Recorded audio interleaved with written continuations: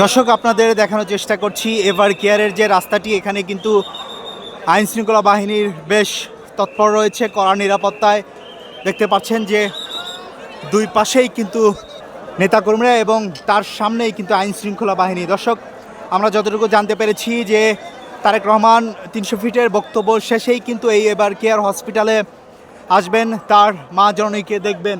দর্শক, সেটি কিন্তু আমরা জানতে পেরেছি। এই তারেক রহমানকে আশাকে কেন্দ্র করেই কিন্তু এভার কেয়ার হসপিটাল অর্থাৎ বসুন্ধরার যে রাস্তাটি এভার কেয়ার ঢোকার, এই রাস্তাতেই কিন্তু বেশ আইন শৃঙ্খলা বাহিনীর তৎপর রয়েছে। দর্শক, আমরা দেখতে পাচ্ছি যে দুই পাশে সাধারণ মানুষের কিন্তু বেশ ভিড় এবং তারপরেই কিন্তু সামনে দাঁড়িয়ে আছে আইন শৃঙ্খলা বাহিনী। এখানে সেনাবাহিনী দেখছি, পুলিশের যে বিশেষ ফোর্স সেটিও কিন্তু আমরা দেখতে পাচ্ছি। দর্শক, পুরো দুই পাশের রাস্তা অর্থাৎ বসুন্ধরার দুই পাশের রাস্তায় কিন্তু নেতাকর্মীরা তারেক রহমানকে স্বাগতম জানানোর জন্য দাঁড়িয়ে আছে এবং বেশ কড়া নিরাপত্তায় এখানে সেনাবাহিনী উপস্থিত আছেন, সেটি কিন্তু আমরা দেখতে পাচ্ছি।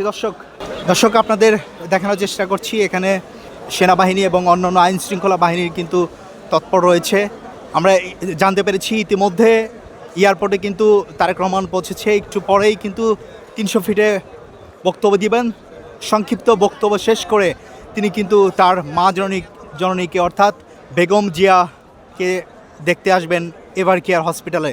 দর্শক, পুরো এভার কেয়ারের রাস্তা জুড়েই কিন্তু দুপাশে জুড়েই কিন্তু সেনাবাহিনী, আইন শৃঙ্খলা বাহিনীর যে অন্যান্য বিশেষ ফোর্স তারা কিন্তু উপস্থিত আছেন এবং দুপাশে কিন্তু বিএনপি সমর্থিত কর্মীরা তারা দাঁড়িয়ে আছেন।